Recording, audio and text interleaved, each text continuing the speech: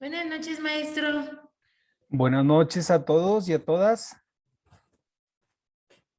¿Cómo se encuentran hoy? Bien, gracias a Dios, maestro. ¿Y usted? Pues también con un clima muy agradable el día de hoy. Qué bueno.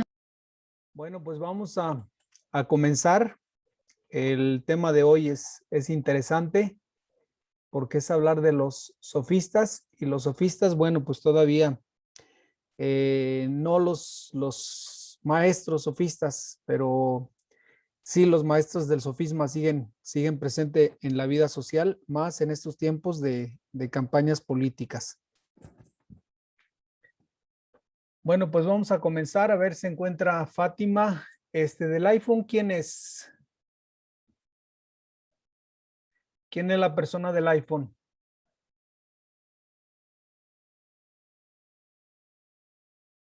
Oscar Vargas y Santiago Guardado. ¿Quién es la persona del iPhone? Es Marisol, maestro. Ah, Marisol. Bueno, pues si pueden encender sus cámaras, por favor, para ubicarlas.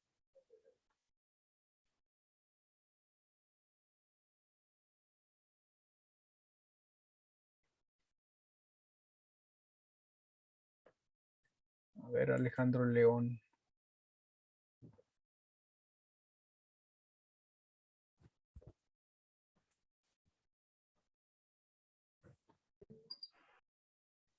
Bueno, pues vamos a comenzar. ¿Qué encontraron acerca de los sofistas?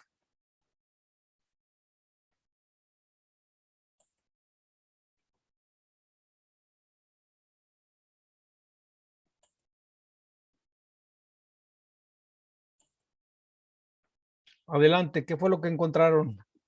Si quiere, yo le leo lo que encontré, maestro. A ver, por favor. Dice. A ver acá. Ok. El término sofista proviene de la antigua Grecia, especialmente de la Atenas democrática del siglo V antes de Cristo. El origen del término sofista se remonta a los vocablos griegos sofía, sabiduría, y sofos, sabio, a juzgar por los textos antiguos que sobreviven, como Ilíada.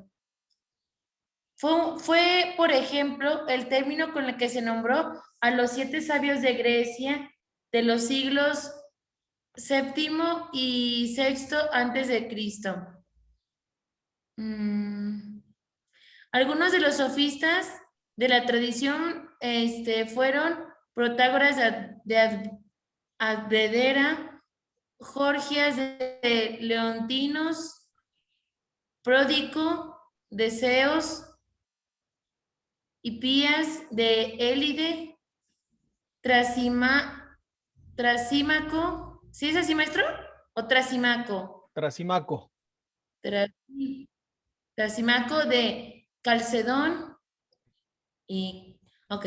Los sofistas cobraban por la enseñanza de sus saberes y acceso a la verdad, mientras que Sócrates pensaba que la verdad no podía enseñarse y conservaba con cualquier ateniense que estuviera dispuesto. Los sofistas poseían un saber enciclopédico y empleaban el debate como método de enseñanza, mientras que Sócrates creía en el diálogo y las preguntas y respuestas orientadas como método de enseñanza. En general, los sofistas eran críticos de la tradición religiosa griega, mientras que Sócrates era devoto de la ley y se sentía fuertemente vinculado a Atenas y a sus tradiciones. Ya, maestro. Muy bien. ¿Alguien más tiene información? ¿Alguien más de los presentes tiene información acerca de Yo- los... Sí, por favor, adelante. Los sofistas eran pensadores que desarrollan su actividad en la Atena democrática del siglo B antes de Cristo. Los filósofos de la naturaleza, presocráticos, habían elaborado diferentes teorías para explicar los cosmos. Los sofistas y Sócrates van a cambiar el objeto de la filosofía. Eran pensadores que en el siglo V antes de Cristo se dedicaban a enseñar principalmente retórica, o sea, el arte de hablar bien, y la aritmética, o el arte de persuadir y convencer. El objetivo de los sofistas era darle información a los jóvenes que ellos consideraban necesaria para dedicarse a la política.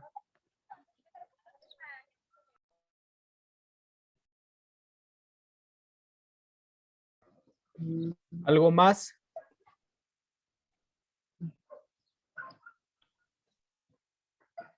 Las características de los sofistas eran maestros en la enseñanza de la virtud. Fueron los primeros profesionales en cuanto a la enseñanza y cobraban suma de dinero altas por proporcionar alguna de sus enseñanzas. Eran maestros con proyectos siempre bien definidos en cuanto a la educación a las personas. Listo, profe. Gracias, Alejandro. ¿Alguien más?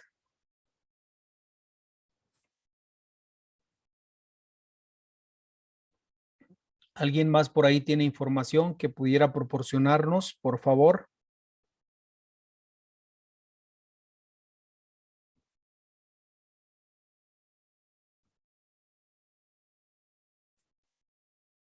Santiago, Oscar. Yo encontré lo mismo que mi compañero, profe. Ya. Bueno, vamos a hablar un poquito de los sofistas.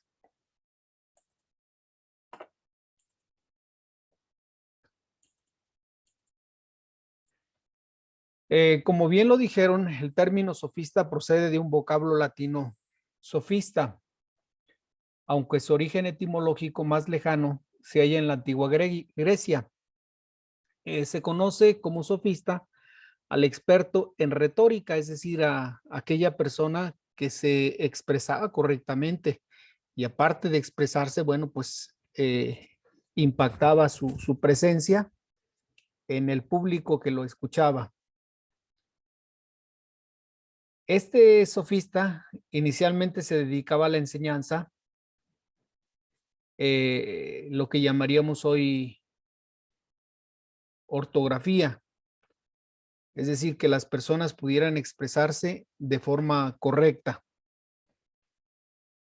La retórica, bueno, pues era propiamente un arte, porque una persona que se sabe expresar correctamente realmente pues es un arte. No cualquier persona se expresa correctamente, no solamente con terminología, sino con entonación, porque son parte de la retórica la entonación. Dependiendo del tono de la palabra que utilice, pues en esa medida va a impactar su palabra como tal. El concepto se entendía de diversas formas a lo largo de la historia. Muchas veces el sofista era considerado un sabio que gracias a sus conocimientos podía educar a la gente. Los sofistas, en este sentido, incluso aconsejaban a los dirigentes y les enseñaban cómo podían influir en las personas. Hoy podríamos compararlos con los asesores políticos, es decir, un político pues tiene un asesor y el asesor le indica, le enseña, le exhorta a que se exprese en determinados términos. Es decir, depende de la población, pues en ese sentido se va a expresar el candidato en este caso. Y también qué es lo que debe de decir, sobre todo queriendo siempre abonar sus intereses o mejorar sus intereses o que sus intereses sean más provechosos. Le va a decir, a esta gente le vas a hablar de esta manera. Esto ustedes pueden verlo en muchos candidatos que en cierto sector de la población hacen unas propuestas y en otro sector de la población proponen otras cosas y hablan en un tono diferente. Se decía que dentro de los discursos políticos, nuestro presidente López Obrador en ciertos sectores de población de clase baja, pues mucha gente salía llorando, porque eran discursos muy sensibles, muy sentimentales, porque a la gente eso es lo que le gusta escuchar. Entonces el asesor le decía, habla en este tono para que la gente sea atraída por tu palabra. En cambio, iba a otros sectores y se expresaba de una manera diferente, con un timbre de voz diferente para atraer la audiencia. Entonces, esto no es nuevo, esto se ha hecho desde hace muchos años.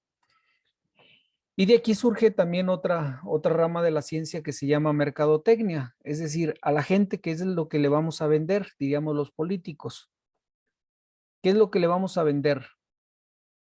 Los políticos, bueno, le venden solución a los problemas sociales. ¿Y la mercadotecnia qué nos vende? Pues la mercadotecnia no nos vende productos, curiosamente. La mercadotecnia nos vende imágenes.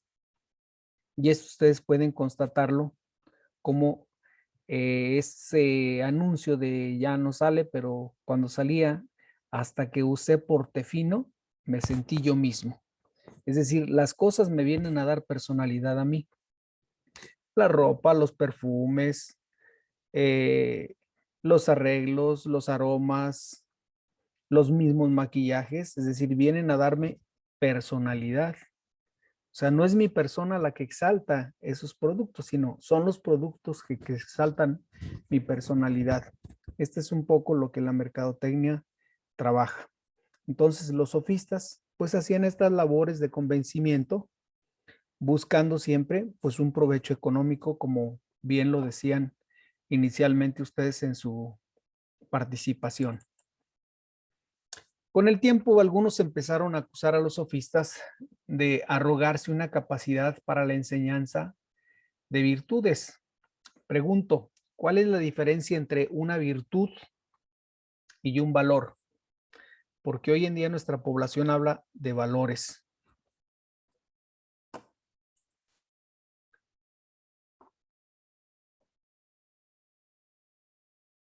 ¿Quién nos quiere participar? ¿Cuál es la diferencia entre virtud y valores?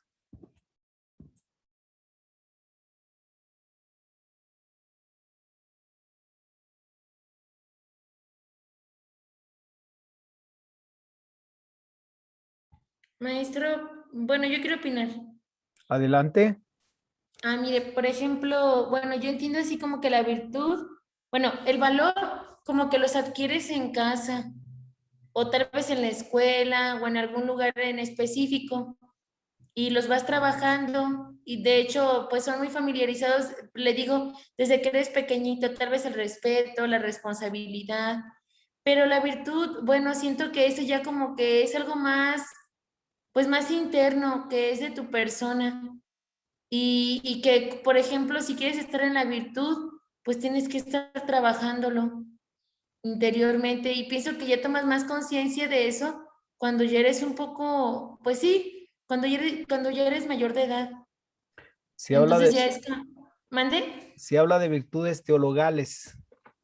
¿Cuáles son las virtudes teologales? El amor, la caridad y la fe. La fe, la Pero, esperanza y la fe, la esperanza y la caridad son algunas de las ajá, virtudes teologales. Bueno, sí. ¿cómo se logra? Y, ¿me preguntó las cardinales? ¿No, verdad? No, ¿cómo se logran estas Ok. virtudes teologales?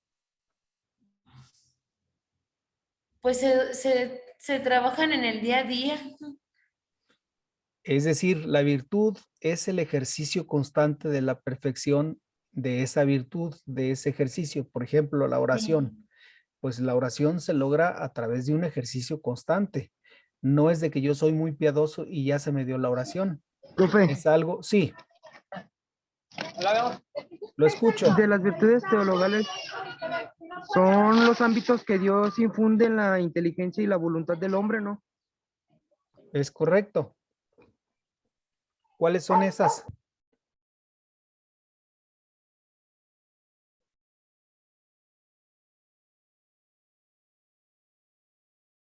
Adelante, Alejandro, ¿cuáles son esas? ¿Me lo puede repetir, profe? Sí, cuáles son las virtudes teologales? Sí, pues son los que difunden la inteligencia y la voluntad sobre el hombre para ordenar sus acciones a Dios mismo. Tradicionalmente se cuentan tres: la fe, la esperanza y la caridad. Correcto. ¿Cómo se logran estas? Yo digo que se crean día a día, ¿no, profe? De uno mismo, ¿no? No es que no se crean, se ejercitan. Para lograrse se ejercitan. La caridad no consiste en dar lo que me sobra. La caridad propiamente es dar de lo que yo tengo para vivir, que nosotros le llamamos compartir. Y así podemos ver cómo las virtudes que antiguamente pues se ejercían y se exhortaba a la población a que viviera en la virtud, no en el valor. Con el paso del tiempo, pues propiamente le damos espacio al valor. Hoy en día, pues hay un sinfín de escalas de valores y cada persona tiene los valores que considera. Sin embargo, necesitamos de la virtud para lograr la perfección. Un valor no me perfecciona, me hace mejor. Una virtud me perfecciona como criatura. Por ejemplo, la virtud de la paciencia. Para los que somos muy desesperados, para las personas que no tenemos paciencia, pues tenemos que pedir la virtud de la paciencia. Y la paciencia no es la pasividad, ni tampoco la paciencia es la indiferencia.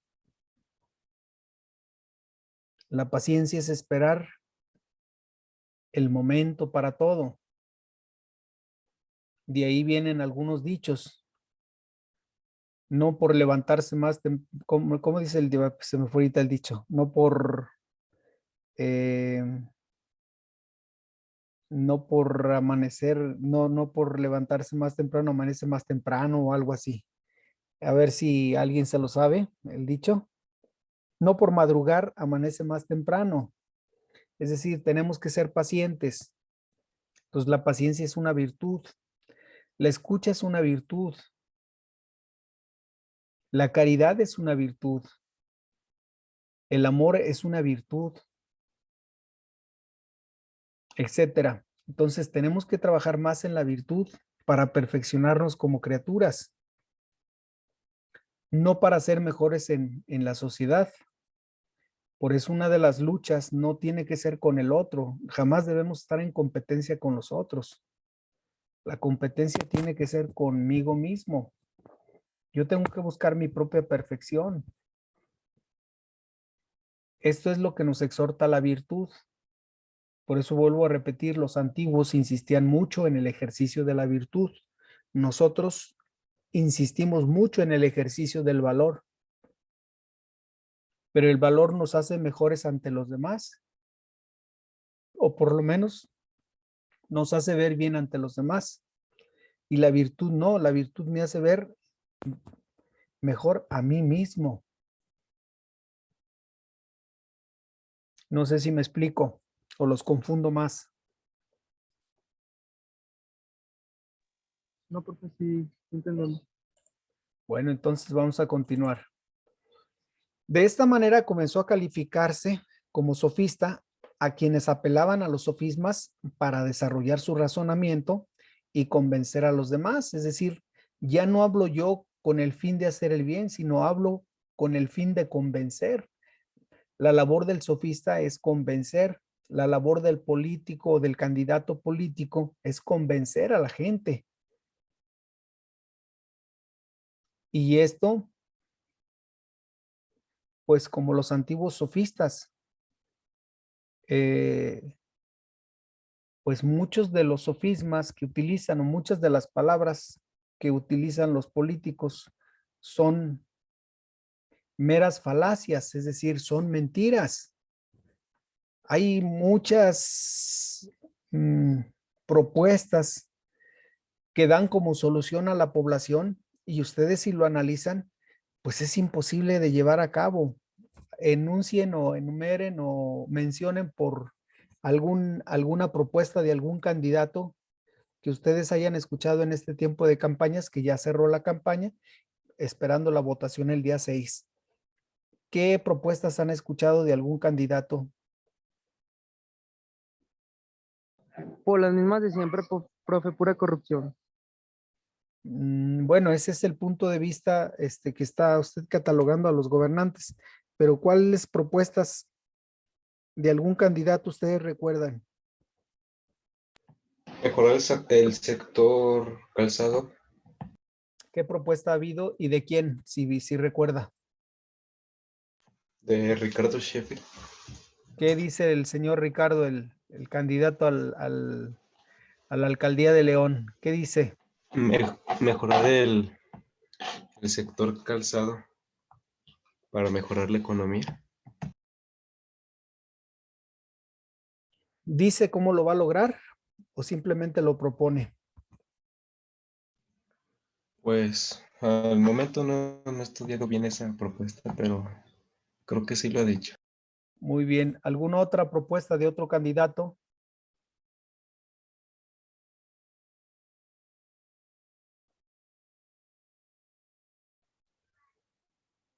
Pues ya ve que sí supo, profe, de la chava que mataron de la que era de la Naya, ¿no? Una candidata. Mm, vi la noticia muy ligeramente, pero a ver, ¿de qué partido era y cuáles eran sus propuestas de esta candidata? Era del partido Anaya y su propuesta era de, bueno, donde fue ese distrito, decía que era mejorar los viernes y la seguridad de las colonias, ¿Era de pero qué partido, dice? creo que era de la Naya, como el movimiento, el que canta la de Movimiento Naranja. Ah, ya, pero era de la colonia Anaya, No, profe, ese fue en un distrito, no me acuerdo cómo se llama el distrito. Sí, Moroleón. en Moroleón. Ah, pero es una señora madre de 2 hijos. Sí, Sí, profe. sí, la candidata que mataron en Moroleón, que balearon Correcto, profe. públicamente, que balearon públicamente. Exacto. Sí, era una de las candidatas de Movimiento Naranja. Pues sí, Sí, ella profe. buscaba mejorar el comercio, sobre todo el comercio informal, y pues quizá atentó contra ciertos intereses y seguramente por eso la mataron. ¿Alguna otra propuesta de otro candidato?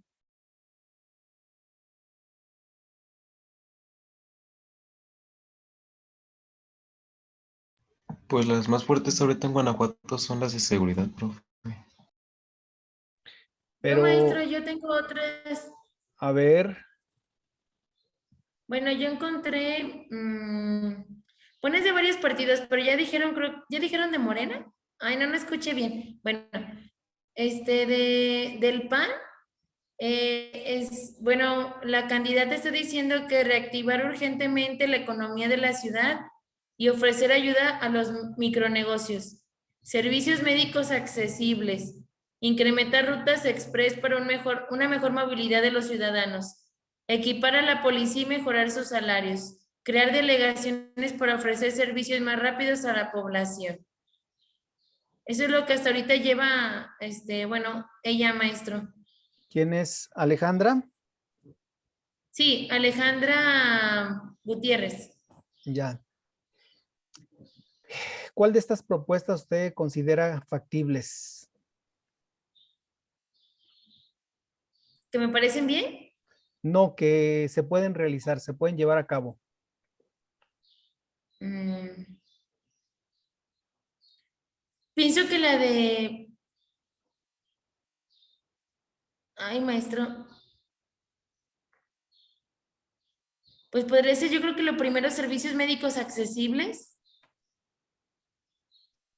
para mí, ¿Qué es porque lo que tal era? vez, bueno, lo de la... ¿Mande? Sí, ¿qué es lo que era el seguro popular? Sí,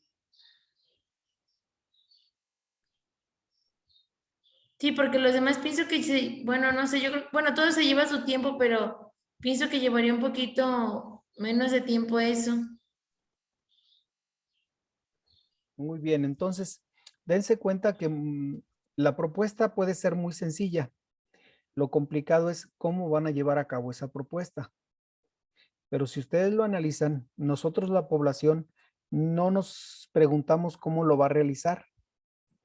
Basta con que la propuesta sea interesante y de inmediato logran atraparnos, que ese es el objetivo de un candidato, atrapar la atención del pueblo como tal. Y esa es propiamente la labor de un sofista. Por eso, con el tiempo, se vino degradando esto, el sofista, hasta llegar a lo que hoy en día se conoce como sofisma, que es propiamente una mentira revestida de verdad. Esto es propiamente lo que sería un sofisma.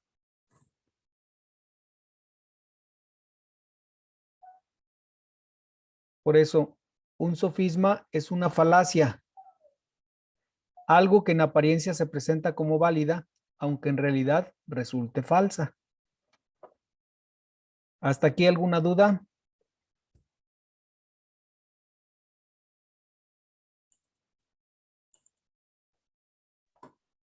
No, maestro. ¿Quién me ayuda a leer, por favor, la siguiente diapositiva?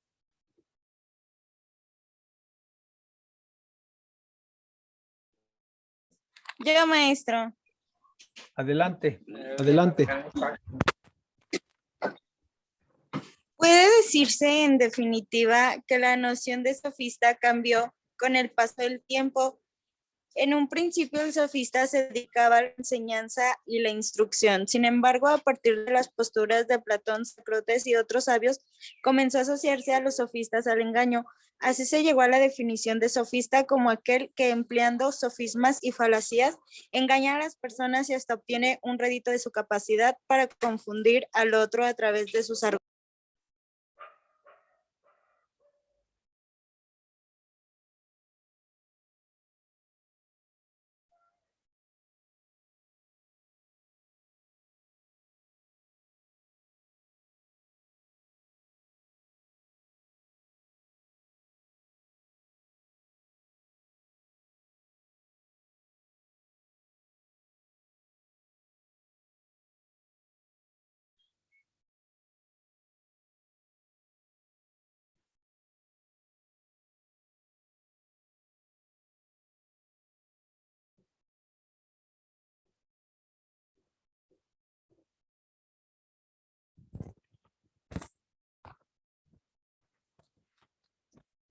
Bueno, hasta aquí algún término que no sea comprensible.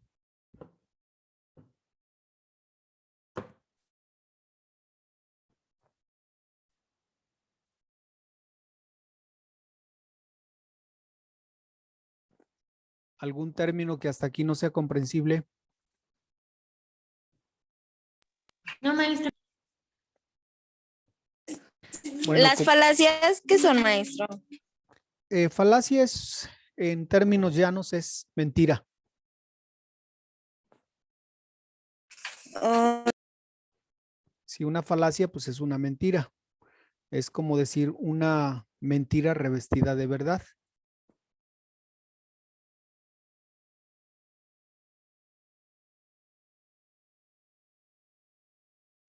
Por ejemplo, una falacia. ¿Sabían ustedes que ningún hombre miente?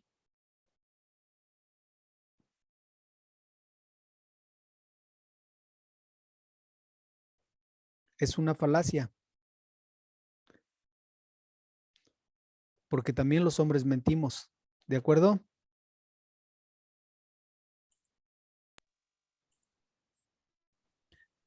A ver, otro lector, por favor.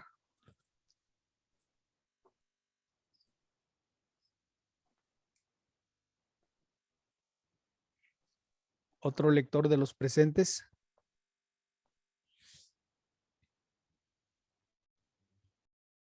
Yo, maestro, es el segundo, ¿verdad? Sí, por favor. Ok. Consideraba que hacían uso de la razón simplemente con una técnica de discusión, sin importar la mortal o la verdad de la cuestión de a tratar. Establecía que eran individuos que se comerciaban con el saber, ya que celebraban importantes sumas de dinero por aquel entonces simplemente por dar sus charlas. Sería como los conferencistas ahora, ¿no? Determinaba que la propuesta del método de enseñanza que utilizaban los sofistas no apostaba porque el alumno pudiera progresar en el conocimiento de las cosas, simplemente pretendía inculcarle ciertas ideas y nada más, que es un poco la enseñanza de México. Inicialmente, es decir, a la gente se le enseñaba a hacer las cosas, nada más, pero no se le enseñaba para hacer las cosas, se le enseñaba para que aprendiera a hacerlas. Eh, es decir, se quedaba nada más en un aprendizaje personal. Entonces nos preparaban para hacer cosas, no nos preparaban para pensar. Entonces es importante que a ustedes, los alumnos, se les enseñe a pensar, no a solucionar una serie de problemas o situaciones, sino a pensar cómo solucionarlas. Es como un oficio y un profesionista. Un oficio pues es una tarea determinada que tiene que hacer y va a hacer toda su vida de igual manera. Y un profesionista pues tiene esa apertura a hacer eso y hacer otras cosas más de manera más eficiente.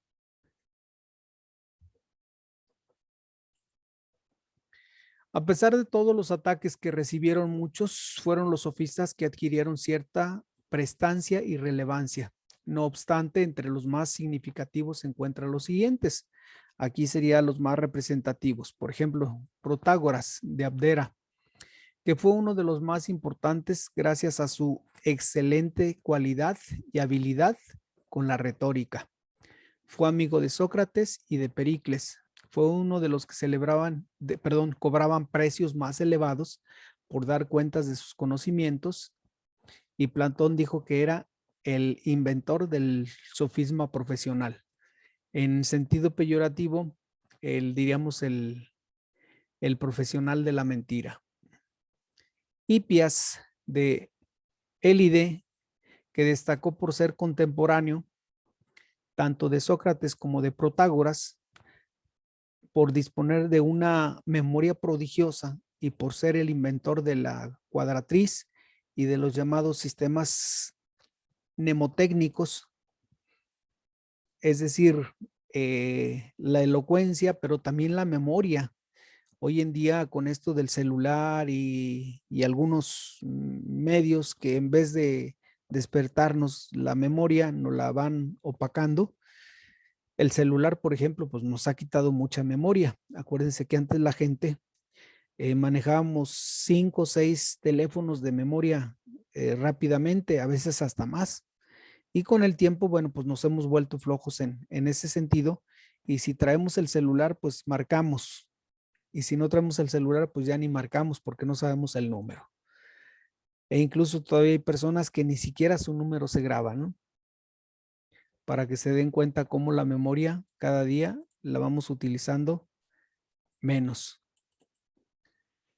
Bueno, ante todo esto tenemos un glosario. El glosario es una serie de términos que vamos utilizando en esta clase y en otra clase.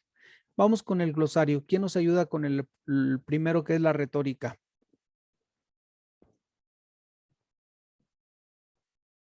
Si prenden su camarita, aquí me aparece a mí la pantalla, a mi derecha, pero si no la prenden, pues no.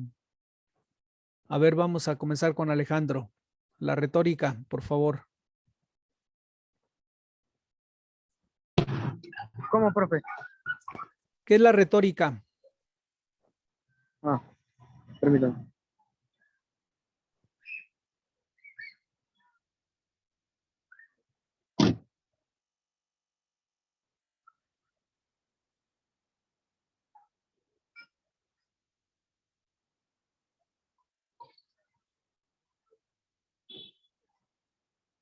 A ver, Fátima, ¿qué son las virtudes? No, si desligamos el concepto del aspecto religioso, virtud está relacionado con el término de fuerza y de valor, con la capacidad para hacer algo. La virtud puede ser un aspecto intelectual, más relacionado con la inteligencia y las habilidades, o moral, más relacionado con el bien y el mal. Que este dualismo está presente desde el punto de vista religioso. ¿Qué es bueno y qué es malo? A ver, Oscar, por favor, la retórica, ¿qué es la retórica? ¿Lo leo? Sí, por favor.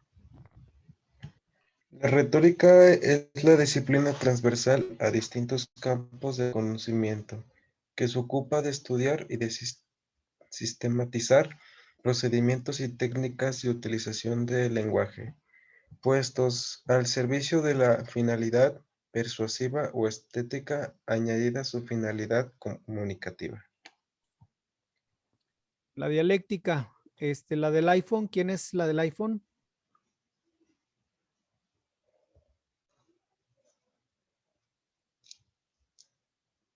¿Quién es la persona del iPhone?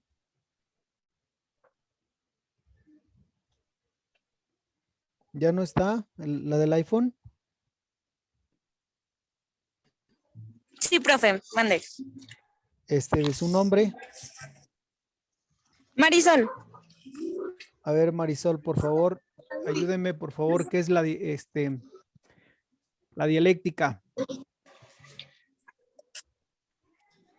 La dialéctica del griego, literalmente técnica de la conversación con igual significado en latín dialéctica, es una rama de la filosofía cuyo ámbito y alcance han variado significativamente a lo largo de la historia. ¿Sigo leyendo, profe? Sí, por favor, usted misma toda la diapositiva. Ok.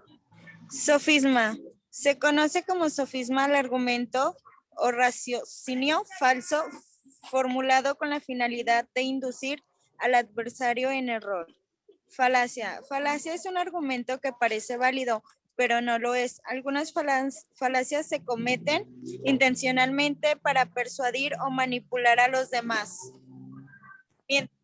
mientras que otras se cometen sin intención debido a descuidos o ignorancia.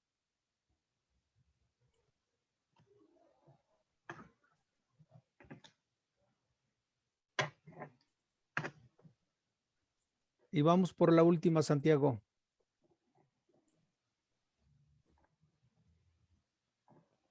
Adelante, Santiago.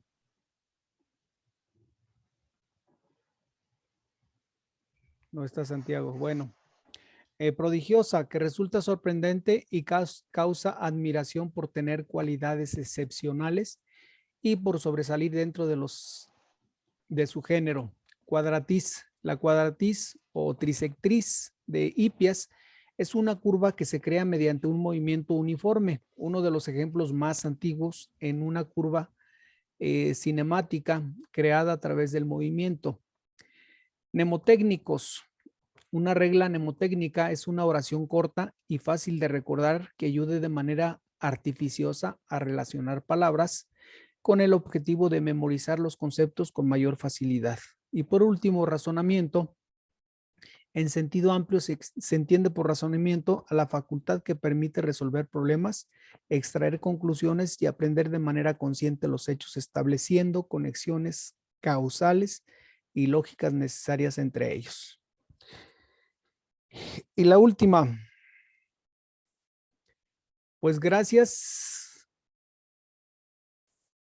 Gracias y buenas noches. Descansen.